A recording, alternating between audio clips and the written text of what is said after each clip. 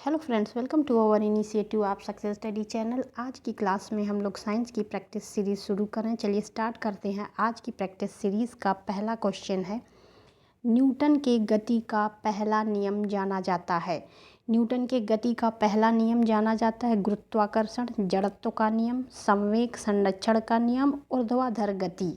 Newton के गति का पहला नियम जाना जाता है, तो इसका करेक्ट आंसर हो जाएगा ऑप्शन बी, जड़त्व का नियम। करेक्ट आंसर क्या हो जाएगा? ऑप्शन बी, जड़त्व का नियम। नेक्स्ट क्वेश्चन, साधारण यंत्र किसी व्यक्ति की सहायता करता है कम कम काम करने में, कम बल के प्रयोग करके भी उतनी ही मात्रा में काम करने में। सी है उतनी ही कम मात्रा में काम धीरे धीरे करने में, और डी है उतनी ही मात्रा में कम अधिक तेज़ी से काम करने में। साधारण यंत्र किसी व्यक्ति की सहायता करता है। इसका करेक्ट आंसर हो जाएगा ऑप्शन बी, कम बल का प्रयोग करके भी उतनी ही मात्रा में काम करने में। तो इसका करेक्ट आंसर क्या हो जाएगा? Option B. Next question, washing machine का कार्य सिद्धांत है। वॉशिंग मशीन का कार्य सिद्धांत क्या? अपकेंद्रण, अपोहन, उत्क्रम, परासर और विसरण। वॉशिंग मशीन का कार्य सिद्धांत क्या है? इसका करेक्ट आंसर हो जाएगा ऑप्शन ए, अपकेंद्रण। इसका राइट आंसर क्या हो जाएगा? Option A. नेक्स्ट क्वेश्चन, एक व्यक्ति संवेदनशील तराजू पर खड़ा है, यदि वह गहरी सांस अंदर लेता है तो तराजू की रीडिंग। एक व्यक्ति संवेदनशील तराजू पर खड़ा है, यदि वह गहरी सांस लेता है तो तराजू की रीडिंग बढ़ेगी। बी है घटेगी, रीडिंग पे कोई प्रभाव नहीं पड़ेगा। डी है वह बढ़ेगी घटेगी, वायुमंडलीय दबाव पर निर्भर करता है। इसका करेक्ट आंसर क्या हो जाएगा? ऑप्शन ए, बढ़ेगी। राइट आंसर क्या हो जाएगा? Option A. नेक्स्ट क्वेश्चन, प्रक्षालन मशीन की कार्यप्रणाली का सिद्धांत है। प्रक्षालन मशीन की कार्यप्रणाली का सिद्धांत है। इसका करेक्ट आंसर क्या हो जाएगा? अपकेंद्रीकरण। ऑप्शन ए इसका राइट आंसर हो जाएगा, अपकेंद्रीकरण। नेक्स्ट क्वेश्चन, निम्नलिखित में से कौन सी राशि सदिश नहीं है? यहाँ पे सदिश होगा, सदस्य नहीं, सदिश। सदिश राशि नहीं है। निम्नलिखित में से कौन एक राशि सदिश नहीं है? विस्थापन, वेग, बल और आयतन। इसका करेक्ट आंसर क्या हो जाएगा? आयतन। राइट आंसर हो जाएगा ऑप्शन डी। नेक्स्ट क्वेश्चन है, वायु शक्ति विंड पावर में ऊर्जा का कौन सा रूप विद्युत ऊर्जा में परिवर्तित होता है? वायु शक्ति विंड पावर में ऊर्जा का कौन सा रूप विद्युत ऊर्जा में परिवर्तित होता है? गतिक ऊर्जा, स्थितिक ऊर्जा, सौर ऊर्जा, विकिरण ऊर्जा। इसका करेक्ट आंसर क्या हो जाएगा? ऑप्शन ए, गतिज ऊर्जा। वायु शक्ति विंड पावर में ऊर्जा का कौन सा रूप विद्युत ऊर्जा में परिवर्तित होता है? तो गतिज ऊर्जा। इसका करेक्ट आंसर हो जाएगा गतिज ऊर्जा। ऑप्शन ए इसका करेक्ट आंसर हो जाएगा। अगला क्वेश्चन है, निम्नलिखित में से कौन सी एक सदिश राशि है? कौन सी इसमें एक सदिश राशि? समय, संवेग, दाब, कार्य। इसका करेक्ट आंसर क्या हो जाएगा? संवेग एक सदिश राशि है। ऑप्शन बी इसका करेक्ट आंसर हो जाएगा। नेक्स्ट क्वेश्चन, हवाओं की ऊर्जा होती है केवल स्थितिज, केवल गतिज, वैद्युत। स्थितिज और गतिज दोनों हवाओं की ऊर्जा होती है। इसका करेक्ट आंसर हो जाएगा केवल गतिज। ऑप्शन बी इसका करेक्ट आंसर हो जाएगा। अगला क्वेश्चन है, निम्नलिखित में से कौन सी सदिश राशि है? समय, चाल, विस्थापन, डी है दूरी। कौन सी एक सदिश राशि है? इसका करेक्ट आंसर हो जाएगा ऑप्शन सी, विस्थापन एक सदिश राशि है। नेक्स्ट क्वेश्चन, ऊर्जा संरक्षण का आशय है कि ऊर्जा का सृजन और विनाश होता है। बी है ऊर्जा का सृजन हो सकता है। सी है ऊर्जा का सृजन नहीं हो सकता परंतु विनाश हो सकता है। डी है ऊर्जा का ना तो सृजन होता और ना ही विनाश। ऊर्जा का संरक्षण का क्या है? इसका करेक्ट आंसर क्या हो जाएगा? ऑप्शन डी, ऊर्जा का ना तो सृजन हो सकता है और ना विनाश। करेक्ट आंसर क्या हो जाएगा इसका? Option D. नेक्स्ट क्वेश्चन, पदार्थ के संवेग और वेग के अनुपात में कौन सी भौतिक राशि प्राप्त की जाती है? पदार्थ के संवेग और वेग के अनुपात में कौन सी भौतिक राशि प्राप्त की जाती है? इसका करेक्ट आंसर हो जाएगा ऑप्शन सी, द्रव्यमान। पदार्थ के संवेग और वेग के अनुपात में कौन सी भौतिक राशि प्राप्त की जाती है? तो द्रव्यमान इसका करेक्ट आंसर हो जाएगा ऑप्शन सी। नेक्स्ट क्वेश्चन, बल के गुणनफल है द्रव्यमान और वेग के, द्रव्यमान और त्वरण के, भार और वेग के, भार और त्वरण के। बल गुणनफल है, करेक्ट आंसर हो जाएगा ऑप्शन बी, द्रव्यमान और त्वरण के। ऑप्शन बी इसका करेक्ट आंसर हो जाएगा।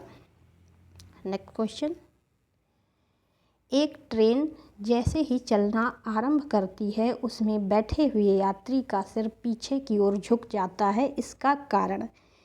स्थिरता का जड़त्व, गति का जड़त्व, जड़त्व आघूर्ण, द्रव्यमान या संरक्षण। जब एक ट्रेन चलना आरंभ करती उसमें बैठे हुए व्यक्ति या यात्री जिसका सिर पीछे की ओर झुक जाता है, इसका कारण क्या है? करेक्ट आंसर हो जाएगा स्थिरता का जड़त्व। ऑप्शन ए इसका करेक्ट आंसर हो जाएगा। अगला क्वेश्चन है, सड़क पर चलने की अपेक्षा बर्फ़ पर चलना कठिन है क्योंकि बर्फ़ सड़क से सख्त होती है। सड़क बर्फ़ से सख्त होती है। जब हम अपने पैरों से धक्का देते तो बर्फ़ कोई प्रतिक्रिया व्यक्त नहीं करती। बर्फ़ में सड़क की अपेक्षा घर्षण कम होता है। इसका करेक्ट आंसर हो जाएगा ऑप्शन डी, बर्फ़ में सड़क की अपेक्षा घर्षण कम होता है। ऑप्शन डी हो जाएगा करेक्ट। सड़क पर चलने की अपेक्षा बर्फ़ पर चलना कठिन क्योंकि बर्फ़ में सड़क की अपेक्षा घर्षण कम होता है, तो इसका करेक्ट आंसर ऑप्शन डी हो जाएगा। अगला क्वेश्चन है, निम्न कथन पर तो उसमें निकाले गए निष्कर्ष पर विचार कीजिए, बताइए कौन सा निष्कर्ष सही है। कथन क्या है? भरी हुई गाड़ी को चलाने में उसे चलायमान रखने के लिए आवश्यक ताकत से अपेक्षाकृत अधिक ताकत से धक्का देना पड़ता है। निष्कर्ष है किसी चलायमान वस्तु का भार कम होता है। बी है प्रारंभ में पहिए फिसलने लगते हैं। सी है एक बार गाड़ी चल पड़ने के बाद घर्षण कम होता है। डी है अभ्यास से निपुणता प्राप्त होती है। तो इसका करेक्ट आंसर कौन सा हो जाएगा? Option C. ऑप्शन सी इसका करेक्ट आंसर हो जाएगा। एक बार गाड़ी चल पड़ने के बाद घर्षण कम होता है। ऑप्शन सी इसका करेक्ट आंसर हो जाएगा। अगला क्वेश्चन है, तेल से अंततः भरा हुआ एक तेल का टैंकर समतल सड़क पर आगे की ओर एक समान त्वरण से जा रहा है। तेल का मुख्य पृष्ठ क्षैतिज बना रहेगा। क्षैतिज से इस प्रकार अनत होगा कि पिछले सिरे पर कम गहराई होगी। सी है क्षैतिज से इस प्रकार अनत होगा कि पिछले सिरे से अधिक गहराई होगी। और ऑप्शन सी है परावलयी वक्र का आकार लेगा। इसका करेक्ट आंसर क्या हो जाएगा? Option C. ऑप्शन सी इसका करेक्ट आंसर हो जाएगा। क्षैतिज से इस प्रकार अनत होगा कि पिछले सिरे से अधिक गहराई होगी। यहाँ पे हो जाएगा अधिक गहराई होगी, तो इसका करेक्ट आंसर हो जाएगा ऑप्शन सी, क्षैतिज से इस प्रकार अनत होगा कि पिछले सिरे से अधिक गहराई होगी। ऑप्शन सी इसका करेक्ट आंसर हो जाएगा। अगला क्वेश्चन है, आइंस्टीन को निम्न में से उसके किस सिद्धांत के लिए नोबेल पुरस्कार दिया गया था? आइंस्टीन को निम्नलिखित में से उनके किस सिद्धांत के लिए नोबेल पुरस्कार दिया गया था? सापेक्षता के सिद्धांत के लिए, प्रकाश वैद्युत के लिए, विशिष्ट ऊष्मा के सिद्धांत के लिए, ब्राउनियन गति के सिद्धांत के लिए। तो आइंस्टीन को किस सिद्धांत के लिए नोबेल पुरस्कार दिया गया था? प्रकाश विद्युत के सिद्धांत के लिए। ऑप्शन बी करेक्ट आंसर हो जाएगा। प्रकाश विद्युत के सिद्धांत के लिए आइंस्टीन को नोबेल पुरस्कार दिया गया था। अगला क्वेश्चन, अल्बर्ट आइंस्टीन कौन सा वाद्य यंत्र बजाने में निपुण थे? अल्बर्ट आइंस्टीन कौन सा वाद्य यंत्र बजाने में निपुण थे?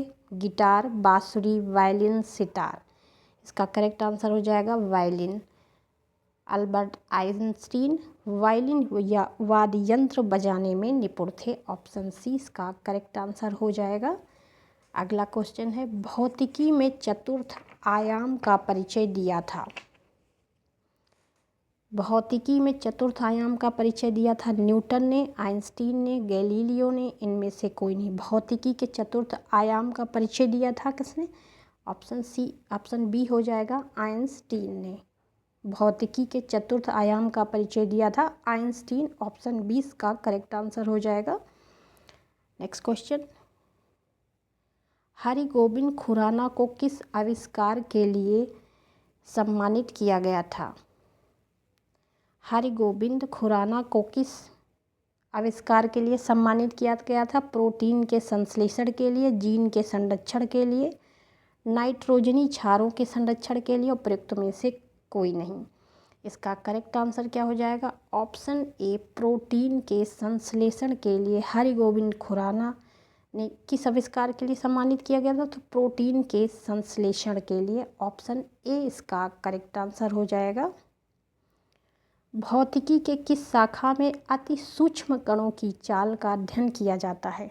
भौतिकी की किस शाखा में अति सूक्ष्म कणों की चाल का अध्ययन किया जाता है? Field theory, particle physics, quantum mechanics, परमाणु भौतिकी।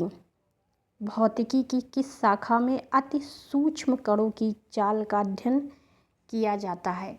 करेक्ट आंसर क्या हो जाएगा? ऑप्शन सी, क्वांटम मैकेनिक्स की। ऑप्शन सी इसका करेक्ट आंसर हो जाएगा। अगला क्वेश्चन है, लेज़र एक युक्ति है जिसके द्वारा उत्पन्न किया जाता है स्वतः विकिरण, वर्ण विक्षेपित विकिरण, प्रकीर्ण विकिरण, उद्दीप्त विकिरण।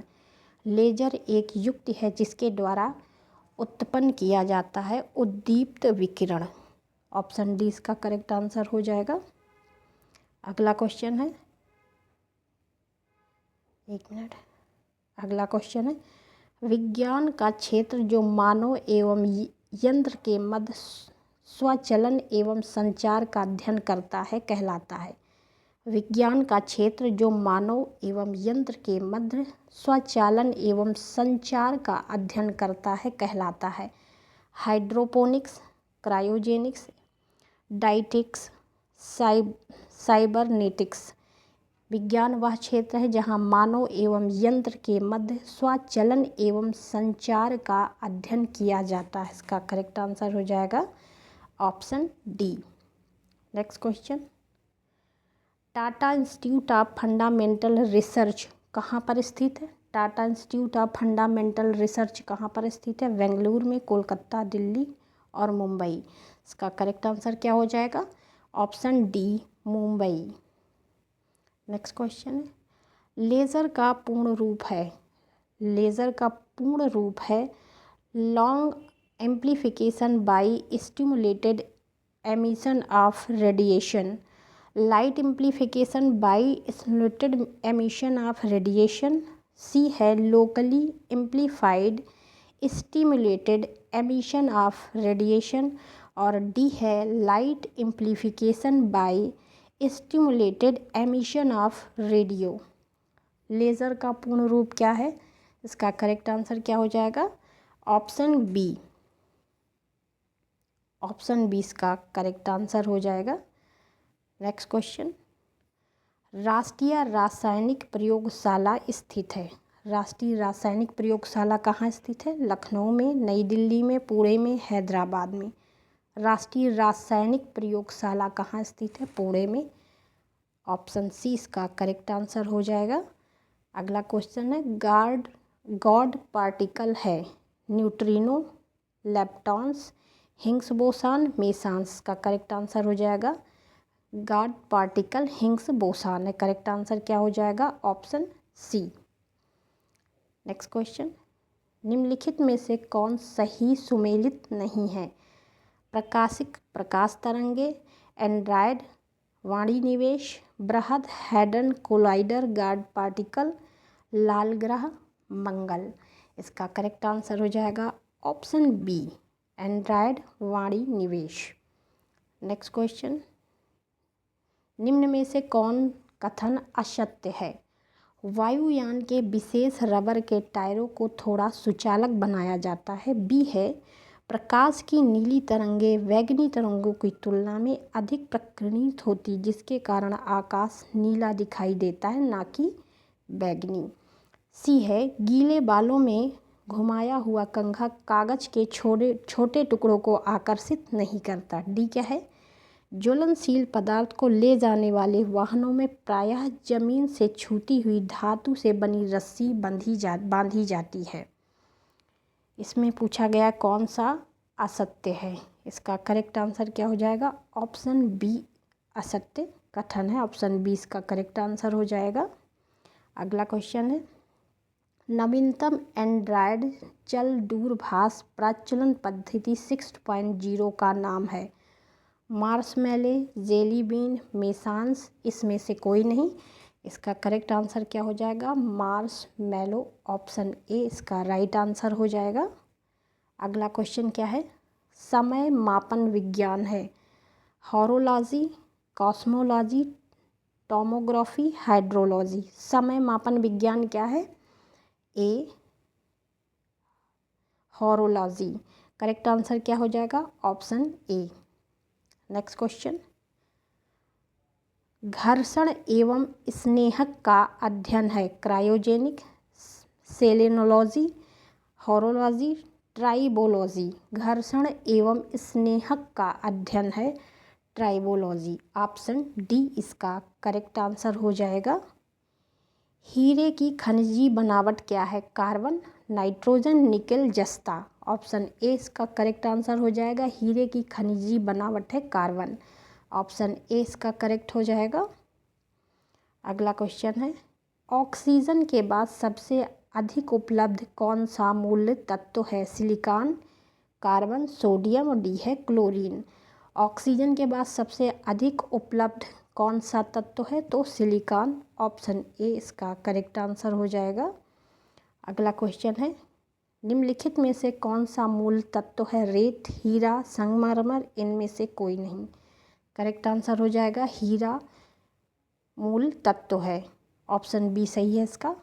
नेक्स्ट क्वेश्चन, निम्नलिखित में से कौन सा युग्म सही सुमेलित नहीं है। Niacin, pellagra, thiamine, beriberi, vitamin D सूखा रोग, विटामिन के बंध्यापन। कौन सा इसमें सुमेलित नहीं है। इसका करेक्ट आंसर हो जाएगा ऑप्शन डी, सुमेलित नहीं है।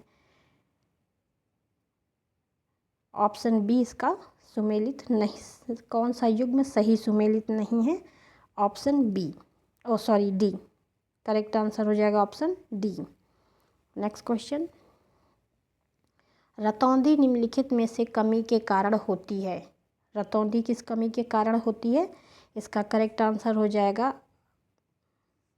विटामिन ए।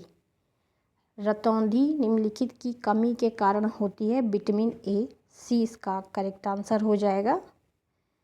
अगला क्वेश्चन क्या है, निम्नलिखित में से कौन सा युग्म सही सुमेलित नहीं है। विटामिन ए संतरा, विटामिन सी नींबू, विटामिन डी मछली का तेल, विटामिन B6 धान का चोकर। कौन इसमें सही सुमेलित नहीं है, तो ऑप्शन ए विटामिन ए संतरा, ये इसमें सुमेलित नहीं है। ऑप्शन ए इसका करेक्ट आंसर हो जाएगा। मानव शरीर में विटामिन ए संचित रहता है। मानव शरीर में विटामिन ए संचित रहता है यकृत में, आमाशय में, तिल्ली में, उदर में। इसका करेक्ट आंसर क्या हो जाएगा, यकृत। मानव शरीर में विटामिन ई यकृत में संचित रहता है। ऑप्शन ए इसका करेक्ट आंसर हो जाएगा। अगला क्वेश्चन है, सामान्य दृष्टि के लिए निम्नलिखित में से कौन सा विटामिन आवश्यक होता है। सामान्य दृष्टि के लिए कौन सा विटामिन आवश्यक होता है। फोलिक अम्ल, राइबोफ्लोविन, नियासिन, रेटिनॉल। सामान्य दृष्टि के लिए कौन सा विटामिन आवश्यक होता है। इसका करेक्ट आंसर हो जाएगा option D, retinol.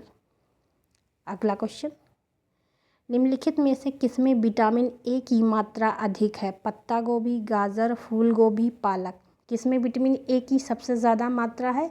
Correct answer क्या हो जाएगा, पालक।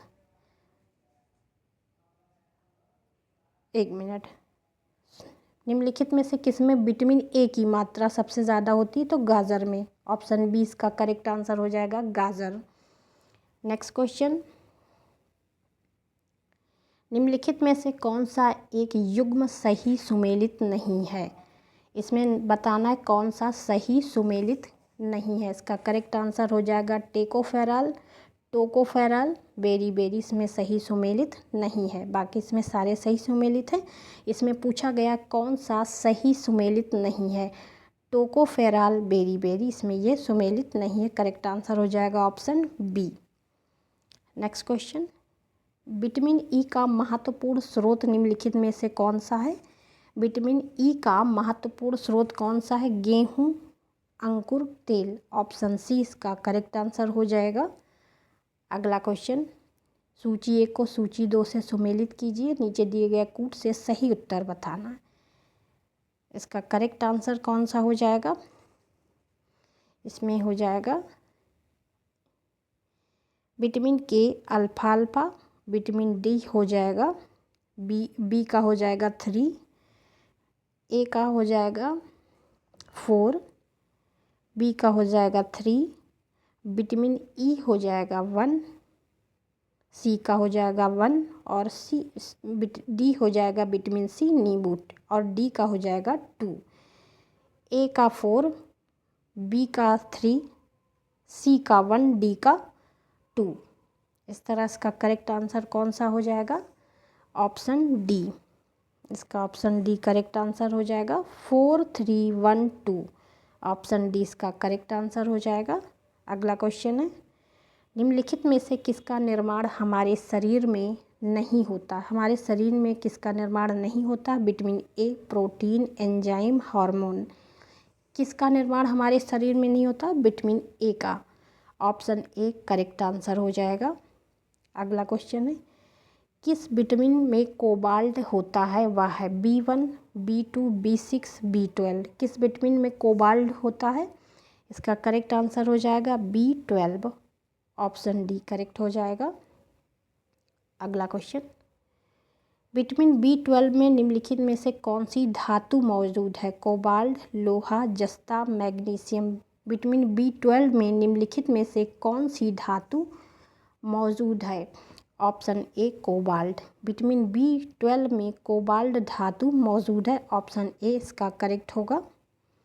अगला क्वेश्चन है, साइनोकोबाल्मिन है vitamin C, vitamin B2, vitamin B6, vitamin B12। Cyanocobalamin है विटामिन B12। ऑप्शन डी इसका करेक्ट हो जाएगा। अगला क्वेश्चन है, जल में घुलनशील विटामिन है। जल में घुलनशील विटामिन है vitamin A, vitamin C, vitamin D, vitamin E. जल में घुलनशील विटामिन है। Option B vitamin C. Correct answer हो जाएगा ऑप्शन बी। आज की प्रैक्टिस सीरीज़ का ये लास्ट क्वेश्चन था। आप लोग इसकी प्रैक्टिस करते रहिए। चैनल को सब्सक्राइब कर लीजिए ताकि आने वाले नोटिफिकेशन मिलता रहे। All the best.